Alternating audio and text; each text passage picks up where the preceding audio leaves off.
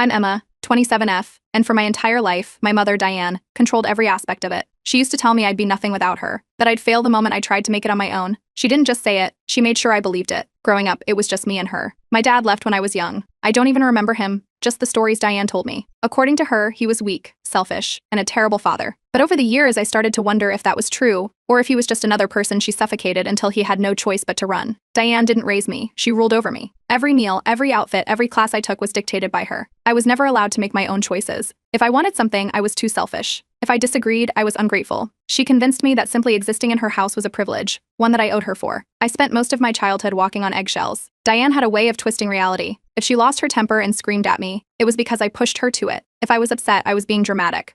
If I ever questioned her, I was too young to understand. And if I ever brought up my father, she'd get this cold, distant look and say, "He left us, Emma. I'm the only one who stayed." By the time I was a teenager, I had no real friends. Diane made sure of that. She would nitpick every person I got close to, planting doubts in my head. She's using you, or he's jealous of you. It was easier to just keep to myself. Less exhausting. When it was time for college, I wanted to study creative writing. I had always loved books, and I dreamed of becoming an author. But Diane scoffed at that. She said writing was a hobby, not a career. Instead, she guided me into business administration, something practical, something that would keep me stable translation, something that would keep me under her thumb. I worked part-time in college, thinking I could finally have some financial independence. But every paycheck, Diane had a reason to take it. It's for the electricity or groceries aren't cheap, Emma. And if I ever resisted. The guilt trips came hard and fast. After everything I've done for you, you can't even contribute. The breaking point wasn't a big moment. It wasn't a screaming match or some dramatic revelation. It was a quiet realization that if I didn't get out now, I never would. So I started planning. I got a second online job, something small, just freelance gigs. Diane never knew. Every dollar went straight into an account she didn't have access to. It took a year of smiling through her insults, pretending I was still her obedient little girl while I built my escape in secret. Then I landed the job, a remote position with a salary good enough to live on. That same week, I signed a lease for an apartment. I kept it hidden until the last possible second. She found out when she saw my packed bags. The moment she realized what was happening, she exploded, screaming, throwing things, calling me every name in the book. Ungrateful brat, selfish little snake, you'll be back within a month, begging me to take you in. Then came the ultimatum. If you walk out that door, you're cut off forever. She said it like it was a threat, like it was supposed to make me hesitate. I didn't. I walked out without looking back. The first few months on my own were the best I'd ever had. No one controlling my every move. No one guilt-tripping me for existing. I could eat what I wanted, decorate how I wanted, go out without explaining myself. I was free. Then, 3 months later, my phone rang. I almost didn't answer, but curiosity won. Diane's voice was shaky. For a split second, I thought maybe she was calling to apologize. Maybe, for the first time in her life, she'd admit she was wrong. Nope, she had lost the house. Turns out, while she was lecturing me on how to be responsible, she hadn't been paying property taxes. And now the house was gone. She was calling because she had nowhere to go. The words were almost laughable. Diane, the woman who had spent years telling me I was helpless without her, was the one who needed help. I should have felt something. Pity, maybe. Guilt. But I didn't. For the first time in my life, I felt something else entirely. Power. The moment Diane started talking, it was obvious where this was going. The dramatics, the helpless tone, the way she hesitated just enough to sound pitiful. She had nowhere to go. She had lost everything. And somehow, it was my fault. She didn't ask directly. She never did. Instead, she danced around the subject, talking about how she'd always taken care of me, how she had sacrificed so much, how if she had just had a little help with the house expenses, maybe this wouldn't have happened. It was ridiculous. Diane had always acted like money was beneath her. She never worried about bills, never budgeted. Growing up, I noticed how she always had new clothes, expensive makeup, little luxuries she claimed she deserved. But when I worked in college and handed over my paycheck, it was like the house needed it just to survive. Before I left, I did some digging. She should have had money. She'd been working for years, had savings at one point, and even inherited a decent amount from my grandmother. But instead of securing her future, she spent recklessly, shopping sprees, luxury items, and impulsive splurges that drained everything before she even realized it. I asked her, bluntly, what happened to all of it. The second the words left my mouth, the helpless act cracked. She snapped. What kind of daughter talks to her mother that way? It was the same script she had used my whole life. The moment she was backed into a corner, she turned it around. I was ungrateful. I was cruel. I was abandoning her in her time of need. I told her she was an adult, just like she had always told me when I needed something. Figure it out. Silence. Then, the shift. Gone was the soft, desperate tone. Now she was furious. She ranted, called me selfish, accused me of turning into a cold-hearted bitch. Then, she went for the grand finale, the same line she had used the day I left. You'll regret this. You'll come crawling back. I hung up. The next day, I warned my building's management. I gave them her name and description, and told them under no circumstances was she allowed inside. They took it seriously. If she tried anything, she wouldn't get past the lobby. It took her less than a week to escalate. First, it was the phone calls. Different numbers, each one more frantic than the last. She left voicemails, long, rambling messages about how I was breaking her heart, how she was on the verge of homelessness, how she had done everything for me. I blocked every number. Then, she moved to Facebook. I woke up one morning to a flood of messages. Friends, coworkers, even people I barely spoke to were sending screenshots. Diane had made a long, dramatic post. It started with, I never Diane wasn't done. After her social media stunt backfired and she realized no one was coming to her rescue, she got desperate. When guilt didn't work, when threats didn't work, she did what she always did. She tried to ruin my life out of spite. The first sign of trouble came through an email from HR. It was phrased carefully, professionally, but the message was clear. Someone had made a complaint about me. Something about unethical behavior and creating a hostile work environment. I didn't even have to ask who it was. Diane must have found my workplace through LinkedIn or some other trail I hadn't completely erased. She must have called, spinning a sob story about her ungrateful daughter and how she was concerned about my workplace conduct. Luckily, I had prepared for this. I had warned HR months ago that I had an estranged mother who might try to contact them. I had even shown them proof of her past harassment. Their response? A polite "we have to follow protocol," followed by an internal review that lasted all of a day. By the next morning, HR had blocked her number and flagged any future emails from her as spam. Diane had been shut down, but she wasn't done yet. Next, she reached out to my ex. I got a message out of nowhere, a name I hadn't seen in years. At first, I thought it was some weird coincidence. Then I opened it. Apparently, Diane had found him through social media and reached out, telling him I had changed, that I was out of control, that she was worried about me. She tried to paint herself as the concerned mother, hoping to recruit him into whatever scheme she was cooking up. Unfortunately for her, he had experienced Diane firsthand. He sent me screenshots of everything, along with a simple, "figured you'd want to see this." That was the end of that. And yet, somehow, Diane still didn't get the message. Her next move? Another public meltdown on Facebook. This time, she didn't just make vague posts about how her daughter had abandoned her. She went full nuclear, making outright false claims about me, accusing me of elder abuse, of stealing from her, of being some heartless monster who had tricked people into believing she was the villain. She thought she was untouchable, that she could say whatever she wanted and people would believe her. What she didn't expect was that I was ready. I had receipts, financial records showing how she had taken every cent I earned for years, screenshots of manipulative messages, even old recordings of her gaslighting me, telling me I was lucky she let me live under her roof. I didn't just sit back this time. I took everything, the proof, the evidence, and sent it to the few family members who still spoke to her. I posted it under her Facebook rant, publicly. The silence that followed was deafening. Within hours, Diane deleted the post. But the damage was done. People had seen it. People had shared it. The few relatives who still tolerated her saw exactly what she was. At first, some people still believed her. They pitied her, bought into the sob stories, even sent her money. But the cracks started to show. When she asked for more, when her lies didn't line up, when her desperation became obvious, they started pulling away. It wasn't an instant collapse. It was a slow, inevitable erosion of everything she had built on manipulation. That's when she snapped. I don't know what was going through her head when she made the decision, but the next thing I knew, my building's security was calling me. She was here. She had shown up at my apartment. I don't know what she thought would happen. Maybe she thought she could scream her way back into control. Maybe she thought I'd panic, that I'd let her in, that she could manipulate me the way she used to. She didn't even make it past the lobby. I had already spoken to management months ago. They had a picture of her, a clear instruction, under no circumstances was she to be let in. They called security. Within minutes, she was being escorted out. I stood at my window, watching as she ranted and raved, demanding to be let inside. When she realized no one was listening, she turned her rage upward, toward my window. She screamed at me, shouting threats, swearing that one day I'd come crawling back, that I'd regret this. I just stood there, watching. And then, for the first time, I closed the curtains. That was it. That was the moment I knew she had no power over me anymore. After that, everything felt lighter. The weight I had carried my whole life was finally gone. I focused on my work, my friends, things I had never been allowed to enjoy before. And then, I did something I never thought I'd be able to do. I booked a trip. Diane had always told me I'd never be able to afford travel without her, that I was too naive, too helpless, that the world would eat me alive without her protection. So I proved her wrong. Sitting on a beach, feeling the sun on my skin, I realized something. She was wrong. I wasn't nothing without her. I was finally something. For a few weeks, there was silence. No phone calls, no emails, no sudden appearances at my apartment. After the security incident, Diane had finally gone quiet. It was almost strange, like a weight I didn't realize I was still carrying had finally been lifted. I started to think maybe, just maybe, she had given up. Then out of nowhere, an email appeared in my inbox. Subject, let's talk.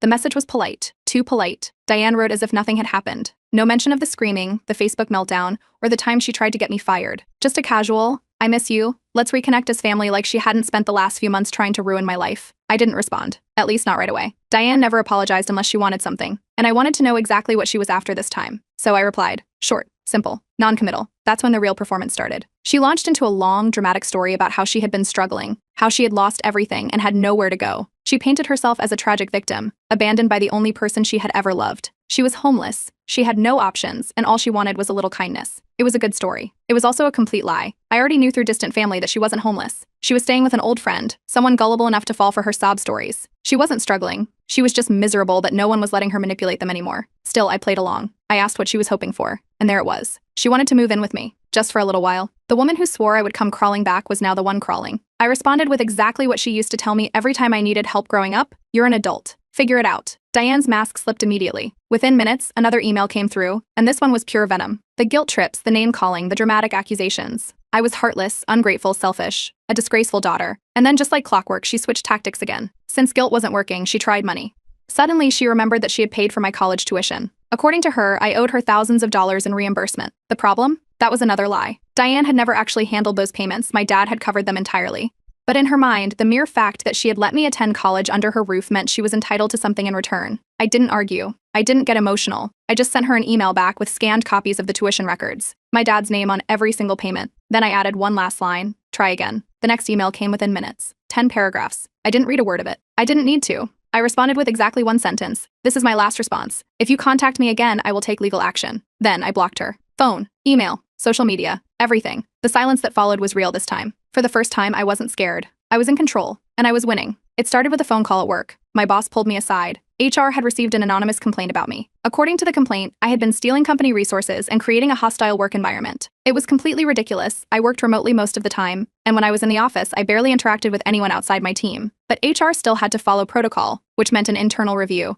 It didn't take long to figure out who was behind it. Diane had already tried to get me fired once. Now that I had blocked her everywhere, she was getting desperate. She must have found the company's contact information and thought this would be her way in. The HR review was quick. My emails, project records, and work performance all spoke for themselves. The complaint fell apart instantly. The HR rep barely kept a straight face when going over the claims, especially when they saw the anonymous email that had been sent from an account clearly created just for this. By the end of the day, Diane's number and email were blocked across all company systems. But she wasn't done. A few days later, my landlord called. Apparently, someone had reported me as a dangerous tenant. According to the complaint, I was unstable, violent, and a threat to the other residents. It didn't take long for my landlord to dismiss it. I had never missed a payment. No complaints had ever been made against me. I had a solid rental history, and I had already warned him months ago about my mother's harassment. He laughed it off. But I didn't. I was done. I called Diane. She picked up immediately, probably thinking she had finally gotten a reaction. Before she could even start talking, I cut straight to the point. If you try to ruin my life one more time, I will take legal action for harassment and defamation. Silence. Then, the usual dramatics. She wasn't harassing me, she was just trying to reach out. She was worried about me. This was breaking her heart. Then, the guilt trips. She was sick. The stress I was causing her was making her worse. She wasn't eating, she wasn't sleeping. She was struggling to stay afloat. I hung up. The next phase of her meltdown began immediately. Distant relatives, people I hadn't spoken to in years, started reaching out. A cousin, an aunt, even an old family friend. Each message was the same. Some version of, she's your mother. You only get one. Can't you find it in your heart to forgive her? It was clear Diane had been working overtime, spinning a sob story to anyone who would listen. I didn't argue.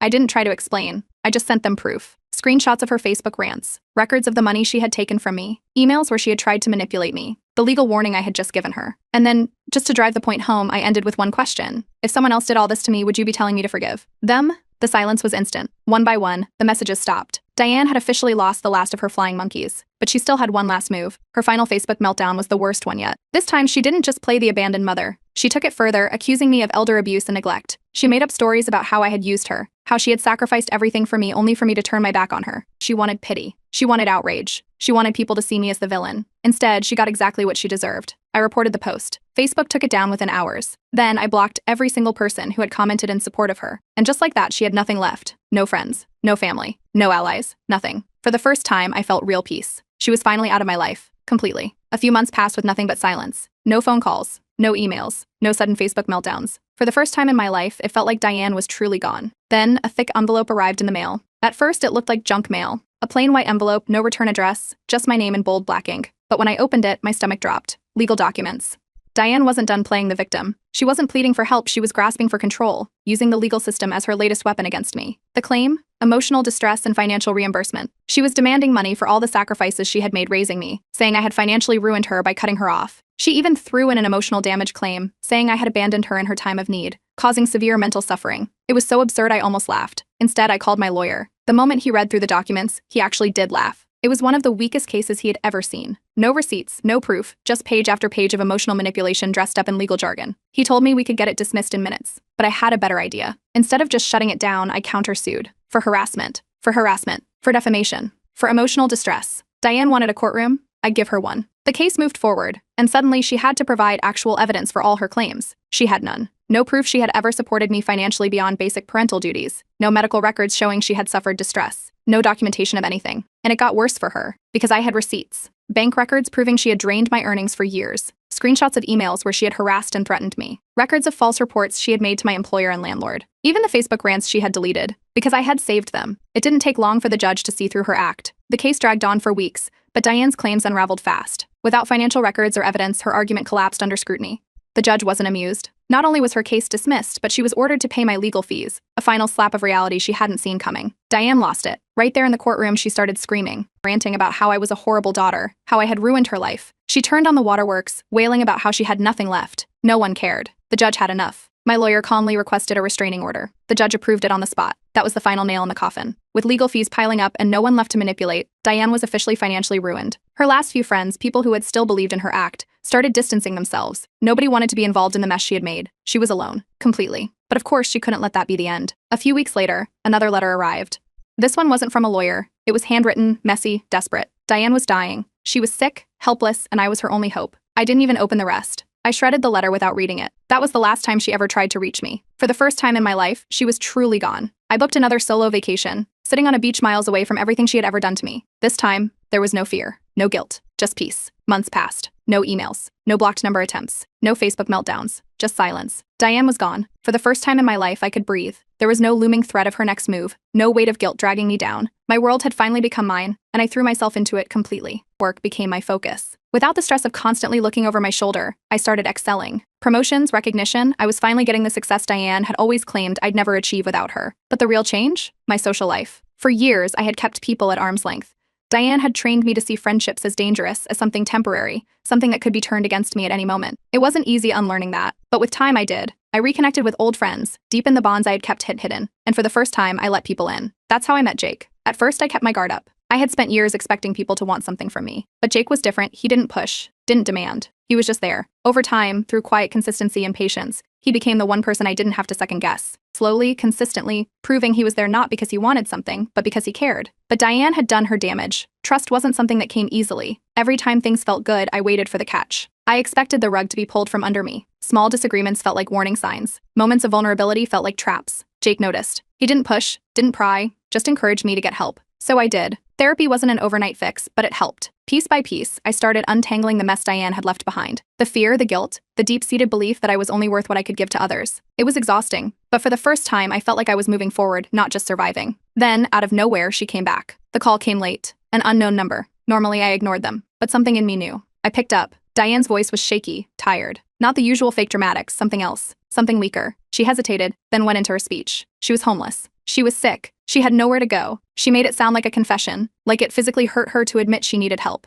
She didn't beg, not outright, but she made it clear that I was her only option. I listened. Then I reminded her, this was the life she created for herself. Silence. Then, the switch. Suddenly she wasn't the victim anymore, she was the forgiving mother. She was ready to start over. She wanted to put the past behind us. She was willing to move forward. It was a test. She wanted to see if I would fold, if the idea of a normal mother-daughter relationship would be enough to pull me back in. I didn't fall for it. I told her I'd only consider it if she admitted to everything she had done, if she took accountability, if she got professional help. The explosion was instant. She called me selfish, cruel, brainwashed. She accused me of twisting the past, of turning into someone unrecognizable. I let her rant. Then, I ended it. There's nothing more to say. I hung up. I blocked the number. For the first time, there wasn't even a flicker of doubt. Diane was never going to change, and I was done waiting for an apology that would never come. It started with a message from a cousin I hadn't spoken to in years. At first, I thought it was another flying monkey act, some distant relative trying to guilt me into giving Diane another chance. But the second I opened it, I realized this was something else. Diane had been arrested. I sat there, staring at the screen as the details came in. Fraud charges, multiple victims. Someone had reported her, and now she was facing real legal trouble. Turns out, she hadn't just been harassing me all these years. She had been running a long con, scamming people out of money.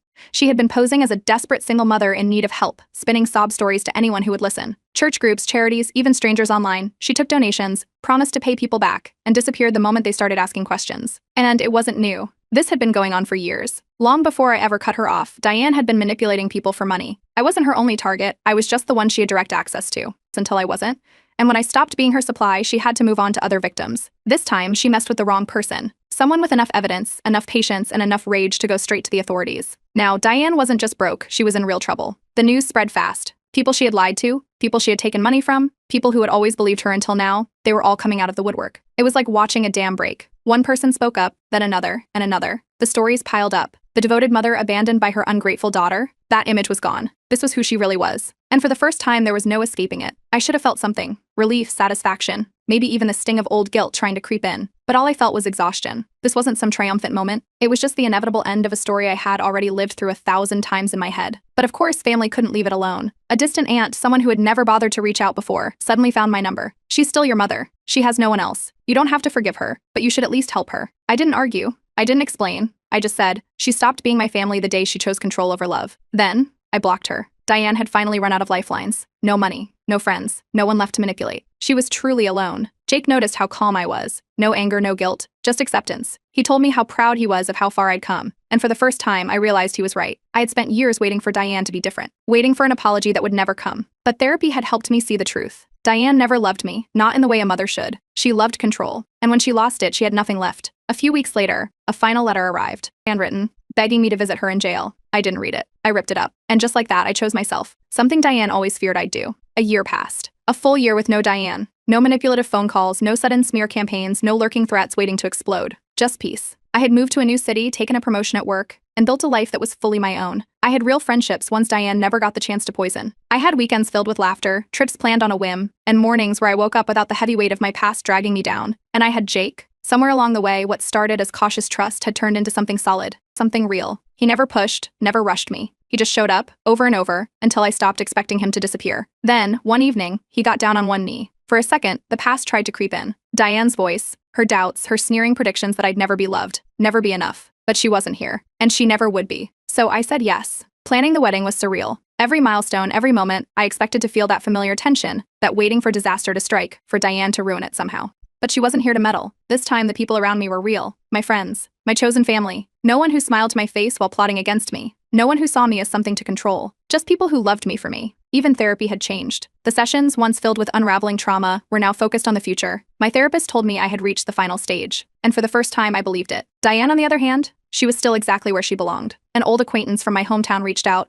casually mentioning that Diane was still in prison, still spinning the same sob stories, still blaming everyone but herself. She was the victim in her own mind. It was the system's fault, the court's fault, my fault. But none of it mattered, because she didn't matter. I wasn't angry. I wasn't relieved. I just didn't care. But there was one last thing to do. I legally changed my last name. The final link to Diane. Gone. No more explanations. No more questions about, are you related to? That part of my life was over. And then the wedding day arrived. I stood at the start of the aisle, surrounded by love. Friends, new family, people who had chosen me just as much as I had chosen them. This was my moment. And for the first time, I didn't have to share it with Diane's shadow. But of course, she had one last move. A letter arrived the week before the wedding. She wanted to come. She wrote about how she had changed, how she deserved to be there, how deep down we were still family. I didn't hesitate. I threw it away. No tears, no second thoughts. Just a quiet, simple ending to something that should have ended a long time ago. As I walked down the aisle, I realized this was the moment Diane always swore would never happen. I had built a life without her, a happy one. She told me I'd be nothing without her. And yet, here I was, everything.